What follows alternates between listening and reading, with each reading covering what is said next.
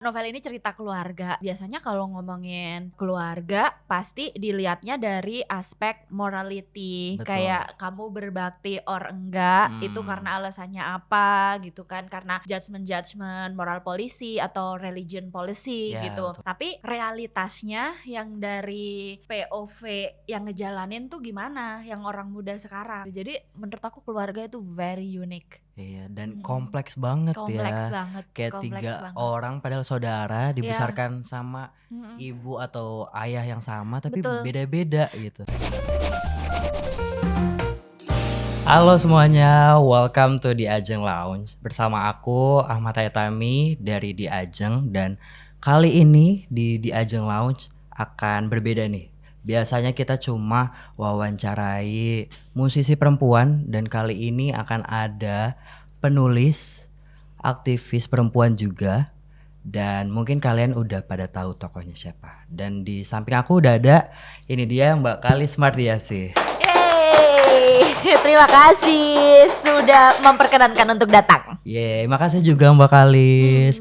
Boleh dong sapa-sapa ke penonton dulu. Halo, ini pembaca atau Pembaca di Ajeng. pembaca di Ajeng. Yes.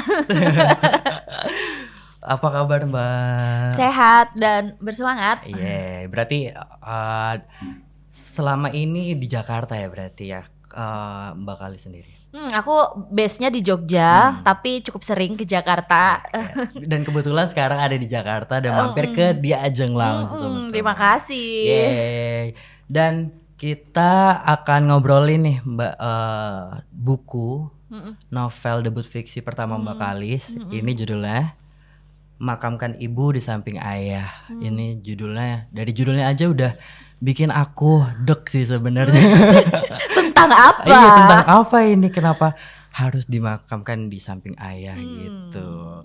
Gimana perasaannya Mbak setelah akhirnya kita bisa pegang sama-sama buku ini? Terharu dan deg-degan juga karena dari buku pertama sampai ke-6 itu buku aku biasanya kolektif esai, buku non-fiksi, dan juga ngomongin soal keadilan sosial gitu kan. Apalagi yang terakhir tuh parenting politik sebetulnya yang buku ke-6. Tapi buku ke-7 novel, jadi kayak pengen tahu apakah cerita itu nanti bisa diterima di hati pembaca. Karena kalau pembacaku di buku-buku non-fiksi aku sudah sangat mengenalku kan. Apa yang kupikirkan, apa yang kubahas, biasanya mereka tuh udah sangat mengenal. Kalau Kalis Mardiasih ngomongin politik atau keadilan sosial pasti kayak gitu. Tapi kalau nulis novel dia bakal gimana kayak gitu. Betul. Aku kebetulan udah baca ya, dan di awal-awal sebenarnya aku masih merasa bahwa ini Mbak Kalis banget, kayak dari tokohnya, tokoh Aji, terus juga ada istrinya yang merupakan finance filantropi, dan Ajinya juga tadinya di media kan, dan berkecimpungnya di dunia yang isu perempuan juga gitu. Dari awal aku udah merasa ini masih Mbak Kalis sih sebenarnya. Tapi dibandingkan sama proses penulisan buku-buku Mbak sebelumnya yang non fiksi, esai gitu, terus sekarang novel, itu lebih susah nggak menurut Mbak Kalis? Lebih susah, tapi mungkin kalau di teman-teman penulis non-fiksi mungkin gak adil juga untuk ngomong mana yang lebih sulit. Karena setiap bentuk tulisan itu dia kan karya seni ya, dan tiap jenis karya seni itu pasti punya kesulitannya masing-masing, termasuk misalnya produk tulisan jurnalistik juga gitu kan. Tapi karena aku ini yang pertama dan debut buatku nulis fiksi, tentu saja lebih susah sih gitu ya, karena aku terlatihnya sebetulnya sebelumnya untuk non fiksi. Iya betul. Tetapi antusias banget gitu, karena ternyata kalau fiksi itu memberi ruang yang seluas-luasnya buat penulis tuh untuk mengeksplorasi banyak hal ya, terutama menurut aku mengeksplorasi emosi karakter, terus mengeksplorasi cerita hidup mereka, yang ruang itu kalau di tulisan fiksi kan sangat terbatas. Betul. Dan mungkin bisa jadi kayak freestyle juga ya kalau fix itu. Betul, freestyle tapi nggak se-freestyle itu ya, karena kita nggak bisa karakter itu ceritanya bergerak ya tetap harus berterima. Dan berarti proses nulisnya itu berapa lama, Mbak? Idenya sebenarnya udah diperam-peram udah lama, cuman efektif menulisnya mungkin 1 tahun terakhir. Oh, berarti masih baru-baru ini ya. Nah, boleh dong Mbak cerita sedikit sebenarnya novel ini tuh tentang apa sih? Novel ini cerita keluarga. Jadi sebetulnya aku adalah generasi yang dibesarkan oleh sinetron ya. Baik itu sinetron Indosiar atau sinetron RCTI atau sinetron SCTV. Ya, lu lahir tahun berapa, Tam? Aku 2002 lagi. Oh my god, anak 2000-an kayaknya. Tapi aku nonton sinetron sih pas. Apa? Cinta Fitri aku kebagian. Oh, kebagian. Iya, aku nonton. Walaupun buntut-buntutnya Iya, bener. Terus tukang bubur naik haji aku nonton. Jadi kita beda generasi, soalnya aku tersanjung aja masih kebagian. Aduh, itu tahun berapa ya? Terus aku adalah saksi ini sinetron Dude Harlino dan Naysila Mirdad. Kamu kebagian nggak? Yang Leto di daun yang ikut. Aku tahu lagu itu, tapi aku nggak tahu sinetronnya. Iya, nah sebetulnya karena terbentuk oleh sinetron, aku akan shamelessly bilang bahwa aku tuh sinetron banget sebetulnya. Nah, karena itu dan ketika berteman ya sama orang, sebenarnya aku kan orangnya gosip banget ya. Jadi aku tuh kalau dari SD, SMP, SMA bahkan kuliah bahkan sekarang, aku tuh selalu dipanggil Mak loh. Oh ya. Jadi kayak Mak Kalis gitu. Kenapa coba? Kenapa? Karena orang-orang kayak diriku itu attract orang buat curhat ke aku. Jadi orang-orang nyaman curhat ke Mbak Kalis. Iya, jadi kayak di sekolah manapun gitu, dari SMP, SMA, terus kuliah tuh ada aja anak-anak gitu, kayak anak-anakan yang menganggap aku tuh Mak gitu kan. Nah, dari aku menampung banyak cerita orang dan aku merasa pasti ujungnya tuh cerita keluarga gitu. Betul. Kayak setiap orang itu pasti kayak orang yang normal nih kita lihat gitu ya, yang kayaknya nih cemara deh keluarganya. Ternyata prahara juga gitu loh. Jadi kayak keluarga Indonesia ini kayaknya nggak tahu deh, kayak cemara, keluarga cemara tuh mungkin berapa persen. Kayak dikit banget deh ya cemara tuh. Sisanya tuh keluarga prahara. Dari curhatan-curhatan itu kemudian kadang-kadang ya kayak ini tuh harus dikembangkan sih cerita-cerita itu kayak gitu. Iya, betul. Tapi Mbak Kalis sendiri suka sinetron apa? Kalau sekarang mungkin udah jadi series ya. Iya, biasanya kayak di streaming ya. Jadi aku juga nonton lah serial-serial Korea. Film Indonesia aku suka banget. Film keluarga Indonesia. Mau dari berbagai sutradara aku suka banget. Dalam penulisan buku ini apakah ada inspirasi dari film juga kah Mbak Kalis?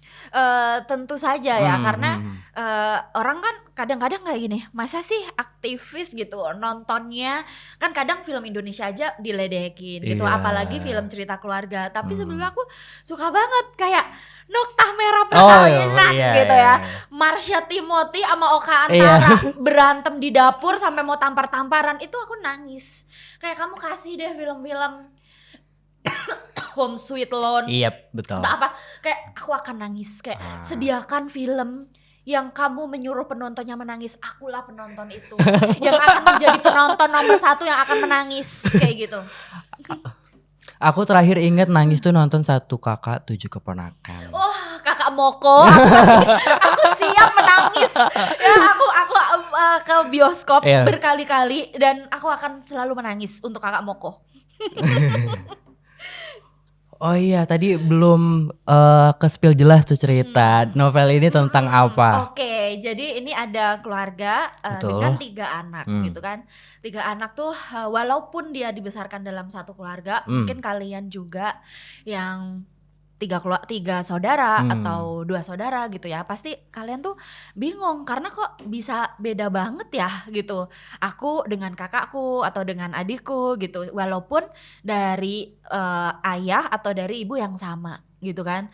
Nah 3 orang ini tuh juga gitu ketika mereka remaja kemudian mereka dewasa punya hidup mereka masing-masing, ternyata mereka berkelana masing-masing nih pikiran, perasaannya. Lu kayak gitu juga kan? Mungkin. Iya betul. Iya kayak kalau udah dewasa dan apalagi merantau, sebenarnya jadi pikiran dan perasaan dan cerita hidup tuh berkelana aja gitu. Kayak kamu nggak akan ngasih tahu kabar ke saudara kamu yang lain atau ke ayah dan ibu kamu gitu. Jadi udah seperti itu. Terus tiba-tiba ada rahasia keluarga yang harus disingkap. Tentu saja gitu kan. Dan cerita ini ngikutin bagaimana 3 orang kakak beradik itu menemukan diri mereka yang sebenarnya ya dalam merespons, mungkin aku bilang makna cinta dalam keluarga. Makna cinta dalam keluarga. Aku kebetulan juga, aku udah sempat cerita juga ya tadi ya, aku 3 bersaudara dan di buku ini juga 3 bersaudara, cuma bedanya aku cerita dikit, 2 kakakku tuh perempuan. Jadi mungkin dan aku juga sebenarnya merasa relate juga sih, kayak si tokohnya Lini, Fakra itu Fikra sorry, itu nggak terlalu deket kan sama saudaranya dan dia termasuk yang paling dingin gitu. Nah itu aku juga merasa anak tengah. Iya anak tengah, tapi aku anak bungsu, terus juga aku kurang deket juga sebenarnya sama kakak-kakak aku karena mereka galak dan ya beda sih, umurnya juga beda jauh. Beda jauh. Iya, itu jadi kayak emang ini kayaknya cocok banget ya buat kalian semua nih yang anak bungsu atau anak sulung atau anak tengah. Iya, karena anak sulung dengan perjalanannya sendiri, anak tengah dengan perjalanan sendiri, dengan ceritanya dan sendiri, anak bungsu juga dengan perjuangannya sendiri. Betul. Nah, kenapa sih Mbak Kalis tuh tertarik gitu untuk nge-explore keluarga ini, terlebih sebenarnya kan isunya adalah mental health ya, dan si kayak istri Aji itu kan punya climate anxiety, terus Fikra juga stress eating, ya kan, gara-gara kuliahnya itu. Kenapa Mbak tertarik ke arah situ? Mungkin karena udah saatnya kan kita membicarakan itu, dan belum banyak juga yang ngomongin soal itu. Betul. Dari POV orang muda yang hari ini gitu. Dan aku merasa masih ada ruang yang sangat luas ya untuk membicarakan itu. Karena biasanya kalau ngomongin keluarga pasti dilihatnya dari aspek morality. Betul. Kayak kamu berbakti or enggak, itu karena alasannya apa gitu kan. Karena judgment moral policy atau religion policy gitu. Betul. Tapi realitasnya yang dari POV yang ngejalanin tuh gimana yang orang muda sekarang gitu kan. Nah itu mencoba masuk ke situ gitu. Oke. Dan spesifiknya di isu psikologi keluarga berarti ya Mbak ya. Takut banget buat melabel seperti itu, tapi iya ke situ. Tapi Mbak Kalis sendiri dalam penulisannya sempat ngobrol-ngobrol sama psikolog gak sih? Iya banget gitu. Jadi awalnya sebenarnya ada satu momen di Indonesia tuh trending banget soal NPD. Iya, semua orang nyebut NPD. Semua orang ngomongin NPD gitu kan. Terus ini tuh apa sih sebenarnya NPD ini gitu. Terus aku meluangkan banyak waktu berbulan-bulan untuk mendengarkan YouTube dokter spesialis kesehatan jiwa yang ngomongin soal narcissistic disorder ini. Nah, terus tapi selain mendengarkan keterangan dari dokter spesialis kesehatan jiwanya, aku tuh juga bacain komentarnya masyarakat gitu ya, WNI gitu kan, yang ribuan. Itu beneran kayak mereka itu kalau nulis cerita tuh sangat tulus di kolom komentar. Oh iya dulu mantan suamiku begini, mantan istri aku begini gitu, ibu aku, ayah aku gitu kan. Terus kayak aku, ini tuh isu nasional. Isu universal berarti. Isu universal gitu kan. Dan kadang-kadang komentarnya lebih seru ya daripada videonya. Iya banget. Nah dari situlah sebetulnya di situ kan karakter salah satu orang tuanya itu seorang yang narsistik gitu, dan bagaimana itu mewariskan cara anak-anaknya memandang dunia gitu, yang sebetulnya mereka juga nggak nyadar bahwa itu trauma or anything ya, cuman mereka menjalani hidup dengan pilihan-pilihan hidup dengan cara seperti itu sebetulnya karena bagaimana orang tuanya itu membesarkan mereka dengan cara seperti itu gitu kan. Nah setelah itu juga aku confirm lah, bikin beberapa sesi konseling juga dengan psikolog untuk mengkonfirmasi soal teori-teori itu gitu. Jadi ya makin tahu, terus kemudian aku ngambil case-case-nya itu sebetulnya bagaimana dia akan berpengaruh ke anak sulung, bagaimana karakter orang tua akan mempengaruhi anak tengah, akan mempengaruhi anak bungsu gitu. Dan gimana mereka juga akhirnya bertindak juga ya di novel ini. Iya. Kenapa misalnya nih ada orang tua yang sakit gitu dan anak tuh diharuskan pulang gitu. Kenapa dari 3 anak bisa jadi POV-nya tuh beda-beda? Atau misalnya orang tua yang punya utang berat gitu ya, ngasih masalah ke orang tua. Punya 3 anak, kenapa POV anaknya ini tiga-tiganya beda-beda ya gitu. Jadi menurut aku keluarga itu very unique. Iya, dan kompleks banget ya. Kompleks banget. Kayak 3 orang padahal saudara dibesarkan sama ibu atau ayah yang sama tapi beda-beda gitu. Bahkan ketika orang lain punya salah sama kita bisa memaafkan, kita bisa melupakan, tapi untuk orang tua atau untuk saudara kita yang bahkan kita satu darah, kita meluangkan waktu banyak sekali bersama-sama, kadang-kadang kita nggak bisa memaafkan atau melupakan. Itu menarik banget sih. Dan ini kan ceritanya menurut aku cukup deep dan berat gitu, apalagi ngomongin psikologi, terus juga ngomongin 3 bersaudara itu dan juga generational trauma juga ya jatuhnya ya.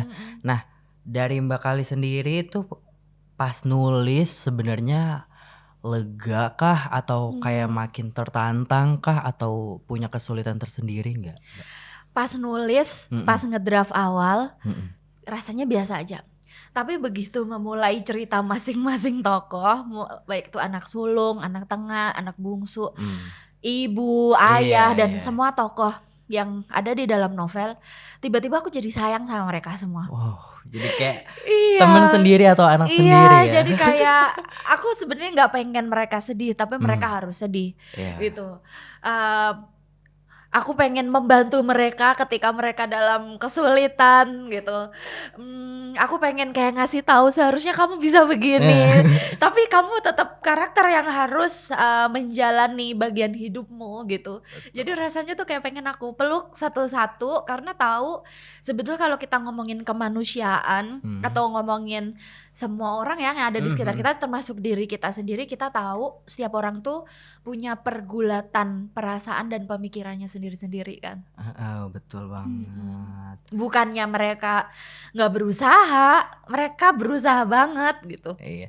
Tapi kalau dari awal mungkin Mbak Kalis kasihan sama mereka, terus kayak dibikin lempeng happy ending, kayaknya di bukunya cuma 3 halaman doang sih Mbak. Betul, jadi mereka harus mau nggak mau melalui alur hidupnya. Dan sebenarnya sangat berat juga ya jalan mereka ya. Dan gimana cara mereka survive itu bisa kalian baca sendiri di buku ini. Tapi itu tokohnya kan orang muda ya, mewakili kita banget kan. Kayak ada yang masih mahasiswa gitu, terus umur-umuran kerja, ada juga yang newlyweds gitu. Jadi kayak kamu mungkin bisa ngaca tuh di mereka semua. Betul. Nah, ada nggak sih Mbak bagian tersulit pas nulis ini, entah karakter, entah alurnya, itu ada nggak Mbak bagian tersulit? Tersulitnya kayaknya pas di bagian-bagian akhir, tau gak sih? Kalau kita ngomongin cerita itu kan pasti fase rekonsiliasinya. Betul. Itu mau diapain gitu. apakah mau sangat dramatis, sangat klimaks gitu, atau kita berusaha kita harus membereskan beberapa bagian sedikit-sedikit atau langsung duar kayak gitu ya. Jadi ada sih pertimbangan-pertimbangan, termasuk aku ngobrol banyak juga sama editorku sama Natia Junda gitu. Dia memaparkan ya di beberapa bagian ini nggak bisa sih kalau kamu langsung ada bagian yang sangat sinetron gitu ya, yang sangat dramatis gitu kan. Tapi sebetulnya tuh terjadi temanku, misalnya aku spill aja deh, nggak apa-apa ya, biar kalian makin penasaran.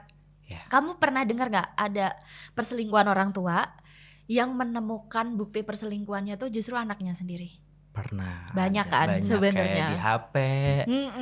Itu banyak. Nah awalnya aku tuh mau nulisin bagian itu karena aku tahu ada banyak sekali anak yang membenci salah satu dari orang tuanya karena sejak kecil sebetulnya trauma langsungnya itu adalah menemukan bukti perselingkuhan orang tuanya. Walaupun mereka nggak langsung paham what is perselingkuhan dan kenapa ini harus terjadi, tapi mereka merasa aneh aja gitu kan dengan perubahan-perubahan sikap kedua orang tuanya. Tapi waktu itu berdebat lumayan lama nih sama editorku soal nanti teman-teman bisa temukan apakah kejadiannya tetap seperti itu atau berbeda. Jadi lebih penasaran gak sih? Bisa aja nih bakal. Tapi soal soal keluarganya dan soal rumah. Ini kan ngomongin soal rumah juga ya, tempat mereka pulang. Tapi mungkin banyak anak yang merasakan kalau pulang ke rumah tuh bukan pulang juga sebenarnya. Nah, menurut Mbak Kali sendiri di rumah itu sebenarnya apa sih? Dan dalam konteks cerita ini atau secara general gitu? Kayaknya kita semua mungkin bersepakat kalau rumah itu bukan tentang bangunan fisiknya aja, betul. tapi adalah tentang orang-orang tersayang, terhangat yang ada di sana, yang ketika kita pulang di dalam bangunan fisik itu menerima kita dengan hati yang penuh gitu kan. Nah, buktinya kalau misalnya rumah masa kecil kita mungkin udah nggak lagi kita kunjungin, mungkin karena ayah kita udah meninggal atau karena ibu kita udah meninggal gitu ya, atau bahkan kalau kamu anak nenek mungkin karena nenek udah nggak ada, kamu udah nggak pengen pulang ke sebuah rumah lagi karena udah beda ya kan. Betul. Kayak pas kita di umur-umur sekarang kayak kok lebaran sekarang udah beda ya, tradisinya udah nggak ada, udah nggak kayak dulu lagi.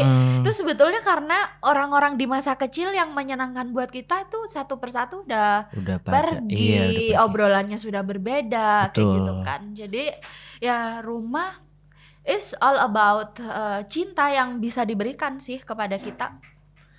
Dan bakalan repot juga kalau misalkan nggak dapet cintanya nggak sih? Iya, karena kan keluarga ternyata bukan yang by blood ya. Banyak teman-teman yang memutuskan menganggap keluarga baru kan, yang bukan nuclear family gitu kan. Mereka menemukan keluarga baru ketika di perantauan misalnya, yang kamu sebut keluarga itu adalah teman-teman satu kosan atau satu kontrakan kamu gitu. Ketika kamu jadi mahasiswa gitu, yang kamu bahkan misalnya kamu menemukan keluarga kamu kayaknya ibu warung yang tiap hari kamu makan di sana, ya kan? Jadi ya siapapun sebetulnya keluarga yang ngasih kamu rasa aman gitu. Iya betul, apalagi kalau ngomongin keluarga itu kompleks juga ya, ada dysfunctional family, ada fatherless. Betul. Jadi kayak kadang-kadang itu, tahu nggak sih kalau ini peribahasa. Apa tuh? Kalau jauh tuh kangen, tapi kalau deket bau tai. Apa sih? Lu ingat gak peribahasa itu?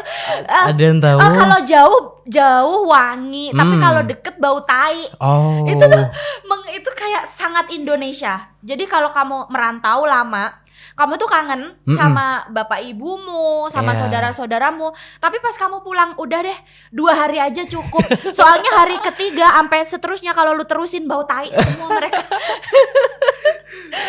Nggak betah ya tinggal di rumah. Iya, kayak ya udah, kayak rukunnya udah mendingan kita bersama-sama 2 hari 3 hari enough kalau diterusin prahara. Oh ya, aku juga pernah baca kayak di Twitter gitu, di X, kayak tinggal sama orang tua sama orang tua tuh gratis, cuma bayarnya pakai mental health. Iya seriously gitu. Aku spill sih. Jadi kayak ini tipe-tipe yang sebenarnya generational gap juga di bidang pekerjaan di dalam buku ini. Oh iya betul. Ya Iya kan? aku tahu. Jadi kayak si boomernya ini dia taunya kan zaman dulu orang umur 25 udah mapan, udah punya jabatan, bisa nabung gitu. Terus ngelihat 3 anak nih, kok kagak ada yang jadi ya? Orang umur udah 25 udah dikuliahin, umur 30. Kok tidak seperti saya dulu gitu kan. Ya begitulah jadi prahara-prahara rumah tangga ini. Oh iya betul, berarti ada perbedaan persepsi juga ya, persepsi ideal antara orang tua dengan anak gitu. Iya, misalnya ibunya dulu bahkan ya kalau ngomongin rumah yang fisik nih gitu. Orang tua kita tuh kan ruang tamu ya kayak gitu, fixnya tuh kayak gitu. Namanya rumah itu ya ini ruang tamu, ini ruang keluarga, ini. Tapi kan beda sama generasi kita ya. Iya betul. Kayak kita ngekos aja cukup, kita ngontrak aja cukup gitu ya. Karena udah nggak kayak dulu gitu. Dan dulu orang tua kayaknya lebih mudah ya beli rumah, sedangkan kita kok nggak kebeli-beli ya, malah ngekos mulu. Jangankan rumah, sekarang 6 bulan aja ganti kerjaan, kontraknya nggak diperpanjang. Aduh miris ya.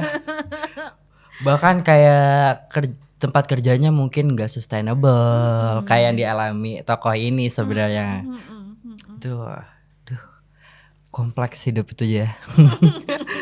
Nah, di bagian terima kasih buku ini Mbak Kalis juga mention nama Mas Salman Aristo. Dia penulis film, director juga, produser juga. Nah itu gimana Mbak pertama kali ketemu Mas Salman Aristo dan apakah emang beliau menemani dalam proses penulisan novel ini? Aku adalah muridnya Mas Aris, pernah ikut kelas penulisan skenario 6 bulan di Wahana Edukasi. Nah, menurut aku Mas Aris tuh guru menulis terbaik sih. Jadi aku ngerasa ya mungkin karena lama nggak belajar. Nah, terus ketika diajar Mas Aris tuh dia bisa membuat kita, aku harus mulai menulis besok.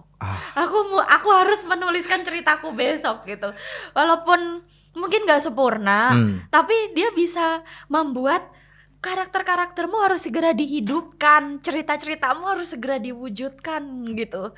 Terus aku bilang, tapi kan pas diajar sama Mas Aris, aku baru menemukan fakta bahwa nulis skenario tuh susah banget. Susah banget. Mungkin kalau di dalam POV aku sekarang itu bentuk penulisan kreatif yang paling sulit sih. Kamu setuju nggak? Menurut aku itu bahkan film pendek aja susah menurut aku. Susah banget. Terus aku bilang ke Mas Haris kayak, Mas, kalau misalnya aku belum berhasil nulis skenario, kayaknya ini bakal jadi novel sih gitu. Tapi pada saat itu goalsnya adalah skenario film kelasnya. Film panjang. I see. Itu pada tahun berapa Mbak? 2 tahun lalu mungkin 2 tahun lalu. Ya. Mungkin someday novel ini akan diangkat ke film juga ya, seperti buku Seni Memahami Kekasih. Amin. Tolong investor, ada novel bagus. Iya nih, ada novel ini ya. Ada novel bagus. Dan yang mewakili dan relate untuk semua WNI. Betul, relate banget ya keluarga Indonesia. Dan Mbak Kalis berarti ada ketertarikan juga untuk nulis skenario film berarti? Ada. Jujur ada ya. Karena sebagai sebuah karya seni, art, dia menarik banget sih skenario tuh. Ya sama kayak novel ya. Ya ada hal-hal yang nggak bisa di dalam novel tapi nggak bisa dieksplor di skenario ya.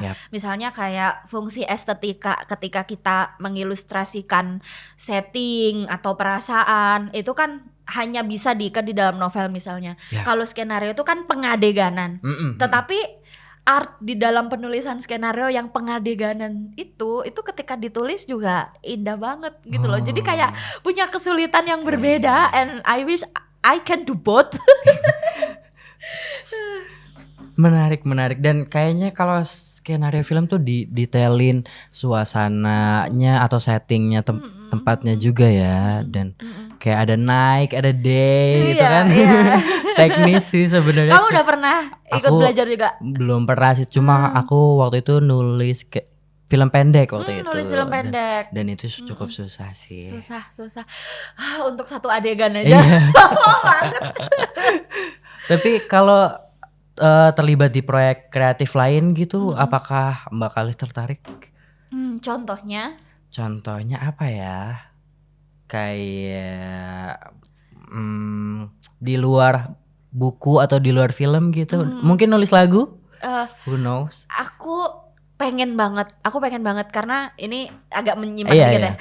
Jadi di isu kekerasan seksual sebetulnya kan aku mengadvokasi banyak sekali korban gitu ya, dan aku pernah kayak ngontak ke beberapa penulis kayak Fiersa Besari atau Kang Panji Sakti gitu. Terus aku pengen banget nulisin ini gitu. Jadi kalau kamu tahu si kasusnya Novia Widyasari yang dia mengakhiri hidup di pusara ayahnya ya dalam kondisi hamil. Itu tuh terngiang-ngiang banget gitu di aku, kayak aku rasanya tuh selalu pengen nulis surat cinta buat dia gitu. Dan tapi mungkin punya kesusahannya sendiri kan. Lagi-lagi gitu. Jadi produk seni, karya seni tuh ya dia pendek tapi dia susah banget. Dan ya emang ada kesulitan masing-masing ya berarti ya. Itulah kenapa dia punya keindahannya masing-masing kan. Iya betul. Dan sebenarnya jarang juga Mbak kayak lagu yang aktivis tapi kayak tetap indah, dan jarang-jarang kan, paling sekarang kan ada Hindia ya yang tetap pop tapi bawa isu serius gitu. Iya, aku kayak bilang Kang Panji sulit gitu. Mungkin kan kalau di dalam jiwa aku yang aktivis atau penulis esai kan kayak ini gimana ya, merangkum kompleksitas kasus tiba-tiba jadi paragraf lagu. Iya. Tapi aku penasaran sih, Mbak Kalis sendiri sempat baca-baca buku soal psikolog gak pas proses penulisan ini? Aku baca buku-buku Dokter Andreas, Dokter Jimmy. Sobat-sobat psikolog aku Leo yang lagi trending itu, Ibu Disha Arinda, Nago Tejena.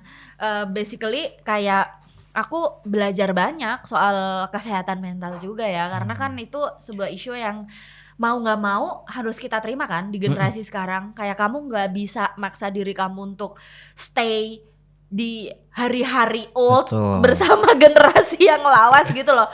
Jadi mau nggak mau kita tetap harus belajar gitu untuk mengenali diri kita sendiri gitu kan, dan juga untuk berinteraksi dengan banyak orang, termasuk ya budaya organisasi baru dan lain-lain gitu.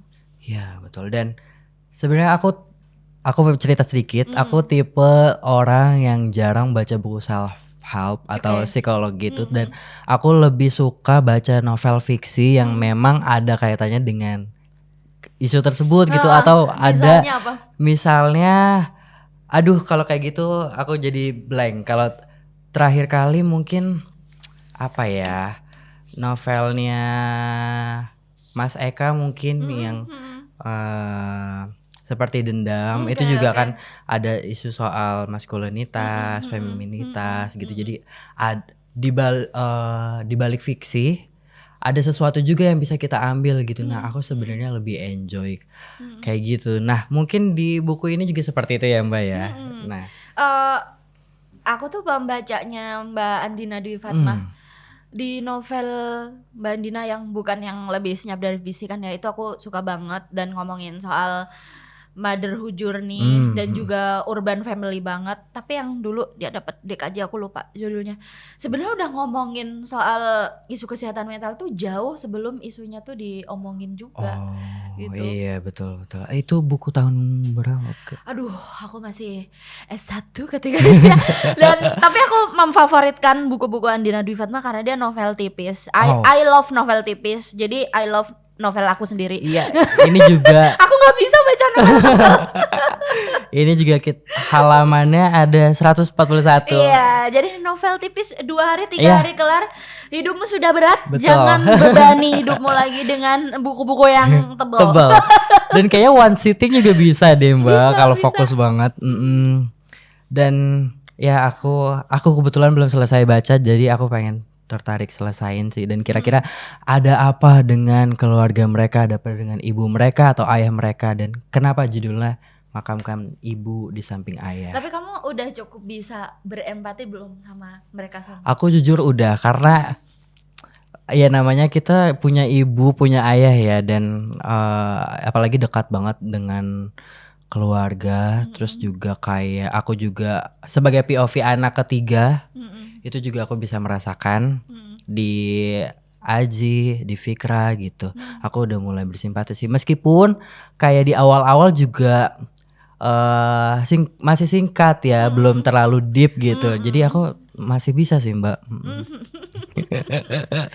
Karena mungkin setiap anak juga ada traumanya masing-masing ya, entah dari saudara kita sendiri atau entah dari ibu kita, ayah kita. Dan gitu. yang disebut trauma buat kita itu sebenarnya kan bukan yang penampakannya tuh nangis-nangis, betul. depresif.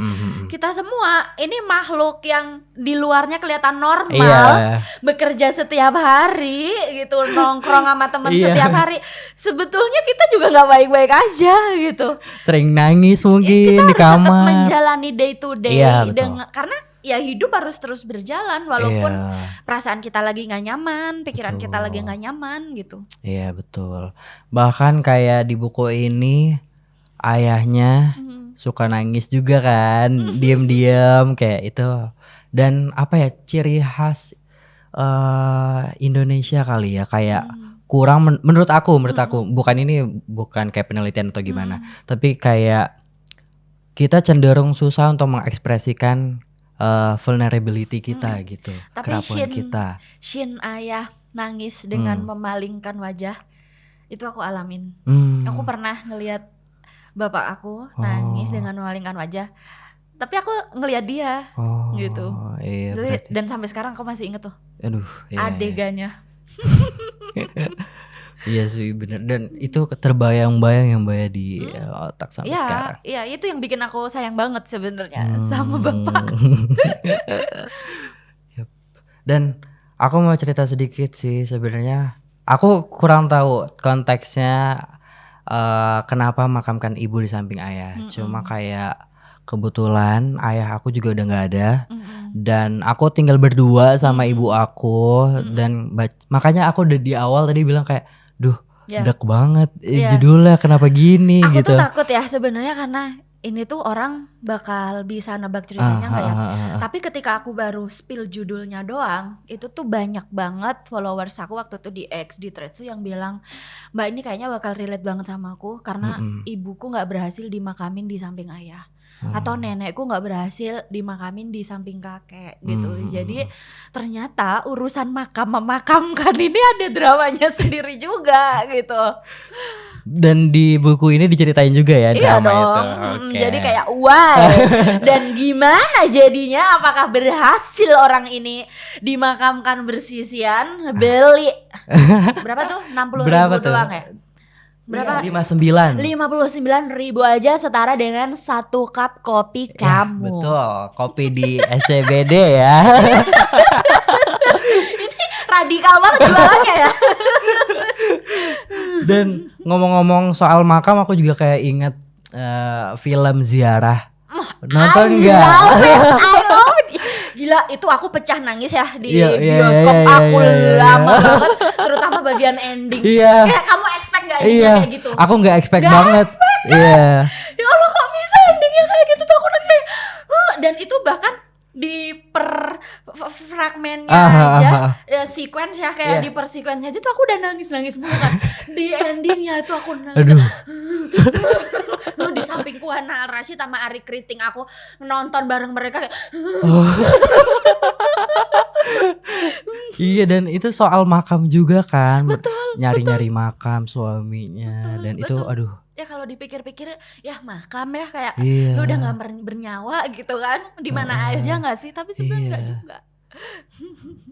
Betul, itu cukup memorable juga sih di memorable. aku. Itu one of best film. Aku aduh, mbahnya udah meninggal. Iya. Tahun berapa ya itu ya? Aduh. Aku inget juga waktu itu nontonnya sendirian waktu itu kayak aduh. Wah, nggak asik. Harus ada yang nonton. Tapi aku awalnya bengong parah, bengong banget, kayak tercengang, kayak kayak gitu. Tapi itu mencerminkan kisah cinta yang di generasi itu memang sangat mungkin gitu. Kalau dia hidup di generasi sekarang, itu kan ceritanya nggak kayak gitu. Pasti bisa di track via WhatsApp, ya kan? Oh iya juga sih. Tapi itu kayak setiap generasi itu sebetulnya punya seni kisah cintanya sendiri-sendiri. Iya, betul. Iya, unik ya. Betul. Sekarang ghosting kan. Oh iya juga sih. Kayak yang dialami harus baca biar tahu apa yang dialami tokoh itu. Terus berarti ini kan settingnya di Jawa juga di ya. Jawa. Ada keputusan tersendiri nggak? Di Semarang. Di kota-kota yang aku familiar. Mungkin karena secara tradisi, kebudayaan, tempat, mungkin karena aku lebih familiar ya. Mungkin kalau ngomongin tradisi pemakaman atau tradisi keluarga, misalnya aku ngomongin Minang atau Batak kan aku nggak familiar. Iya betul. Ya, tapi terutama untuk karakter nih, politik Jawa, jadi kan politik keluarga Jawa gitu, aku tahu banget karena aku juga orang Jawa gitu. Iya betul. Itu kan ada politik juga yang dilakukan oleh ibunya gitu. Misalnya aku kan nggak tahu politik keluarga Batak atau politik keluarga Minang. Betul. Atau mungkin Sunda juga udah beda ya. Udah beda ya, Bali mungkin beda. Tapi kalau kenapa aku ya ambil aman aja, mohon maaf yang bukan Jawa. Tapi aku memandangnya itu bagus sih karena lekat dengan personal juga dari personal Mbak Kalis. Bahkan kayak di deskripsi karakternya aja aku bisa merasakan bahwa emang ini ditulis oleh Mbak Kalis gitu. Jadi aku jujur suka banget sih sama itu karena terkesan sangat personal dan ya memang dunianya Mbak Kalis gitu. Oke. Kembali lagi nih ke soal generational trauma. Tapi menurut Mbak Kalis sendiri, generational trauma itu sulit apa sih buat diputus gitu? Kalau di generasi kita, terima kasih karena banyak orang muda yang udah menyadari bahwa trauma itu harus diputus di diri kita ya. Walaupun itu berat dan mahal di Indonesia. Masalahnya mahal gitu kan, karena akses untuk ke konseling atau untuk ke buku-buku ya soal pengetahuan dan informasi aja juga nggak murah gitu. Iya, betul banget. Dan di isu di generasi kita tuh sebenarnya misinformasi atau disinformasi karena misalnya mereka mendefinisikan kesehatan mental itu lewat konten TikTok, ya kan, belum tentu kontennya benar ya. Betul, lewat konten-konten pendek gitu atau bahkan kayak nyimak live gitu dan juga informasi-informasi pseudoscience juga yang nggak berdasarkan sains dan mereka kemudian langsung mengidentifikasi diri mereka dan mendefinisikan dirinya berdasarkan konten yang mereka tonton gitu. Bahkan kalau lagi punya relasi gitu misalnya sama pasangan sama pacarnya langsung aku tuh kayak gini ya, kamu tuh kayak gini ya, pantes ya kita nggak bisa bareng kayak ini gimana? Kamu tuh anxious ya, kamu tuh secure gitu-gitu. Ya attachment style attachment ya kan. Style. Gitu. Aku tuh attachmentnya gini, kamu orangnya love language-nya kayaknya nggak gitu, kita nggak bisa bersama. Kayak kita nggak cocok deh. Oh my god. Kayak sebagai aku yang generasi yang sebetulnya lebih tua dari generasi attachment ini kayak oh gitu ya, kadang-kadang gitu juga sih. Bahkan orang pas ngedate pertama kali tuh nanyain zodiak loh. Kayak aku pernah kayak first date terus ditanyain zodiak kamu apa gitu. Kebetulan aku kayak zodiaknya adalah Scorpio yang mungkin orang nganggepnya atau banyak kayak stigma tuh kayak misterius atau muka dua atau apa gitu dijelek-jelekin. Terus abis first date itu aku di ghosting langsung. Sedih banget. Gara-gara zodiak itu. Sedih banget. Iya. Sedih banget. Tapi emang ada yang gitu banget kan, orang-orang yang sangat percaya dengan perbintangan ini. Iya, gitu. iya. Kalau aku Betul. kebetulan buat lucu-lucuan aja. Iya, betul. Jadi kalau aku lagi diskusi sama pasangan, terus nggak ketemu jalan tengahnya, emang gitu tuh Leo, keras kepala. Tapi Mbak Kalis zodiaknya apa BTW? Aquarius. Iya. Okay. 16 Februari yang selalu berantakan. Bisa multitasking walaupun random abis. Wow. Aku jujur gak apal sih kayak karakteristik itu, dan aku gak ngapalin juga, dan orang-orang ada aja sih yang percaya kayak gituan ya. Tapi seru aja gak sih? Kayak buat lucu-lucuan aja gitu. Terus kayak mungkin ada benernya kayak tapi kayaknya lebih banyak cocokologinya gitu. Dan tadi yang soal generational trauma berarti kayak kita udah mulai aware ya Mbak ya. Apalagi Gen Z itu ngomongnya mental health gitu ya. Meskipun kayak mungkin kalau generasi di atasnya mungkin nganggep lebay atau kayak nganggep tapi secara data gitu. kan sangat bisa dibuktikan kan tentang anxious generation ini, betul. tentang data-data tentang depresi juga betul. Tersedia banyak dan memang ya itu dihadapi oleh Gen Z, terutama juga karena ya itu sih kayaknya triggernya ada gitu ya. Misalnya dia udah punya problem kesehatan mental. Abis itu sama generasi di atasnya atau generasi orang tua kita itu tidak diakui. Nah itu makin memperparahnya kan di bagian itu kan sebetulnya. Apalagi Gen Z awalnya kena pandemi COVID, terus kena apalagi banyak banget rentetannya kayak terus sekarang 19 juta lapangan pekerjaan. Betul, menurut aku kutukan undang-undang cipta kerja itu sih yang membunuh generasi ini. Jadi makin tuh Gen Z ditekan sana sini dan apalagi sama sistem juga ya. Betul. Itu jadi aduh kayak dan tokoh-tokoh ini juga mengalami seperti itu ya. Karena dia hidup di masa sekarang. Iya betul. Dan sebenarnya ini ada pertanyaan terakhir Mbak Kalis. Kayak pertanyaannya adalah buat orang yang mungkin merasa gak punya rumah buat pulang nih Mbak. Mbak Kalis pengen bilang apa sih ke mereka lewat buku ini? Buat kalian semua yang lagi merasa mencari jalan pulang ke rumah, yakinlah bahwa selalu ada orang-orang yang akan memberikan cinta yang besar buat kamu. Ketika kamu tidak putus berharap, ketika kamu mencintai dirimu sendiri terlebih dulu. Karena kamu akan attract dengan orang-orang yang sama dengan kamu. Ketika kamu memberikan cinta yang besar buat orang, pasti akan ada orang yang menerima cinta itu. Dan itulah keluarga kamu. Karena keluarga enggak selalu seperti yang didefinisikan oleh nilai-nilai yang ideal atau nilai-nilai lama. Tapi keluarga adalah yang menemani kamu melanjutkan hidup sebaik-baiknya. Well said. Thank you so much Mbak Kalis Mardiasi atas ngobrol-ngobrol kita kali ini. Dan juga tadi pesannya udah keren banget. Dan semoga proses roadshow-nya buku ini juga lancar-lancar Mbak Kalis, dan semoga semua karakternya disayangi oleh pembaca. Amin. Dan semoga bukunya dibaca banyak orang. Amin. Terutama Gen Z yang suka ngomongin mental health dan mungkin ada trauma-trauma di keluarga ataupun di dirinya sendiri. Makasih banyak Mbak Kalis sekali lagi. Thank you.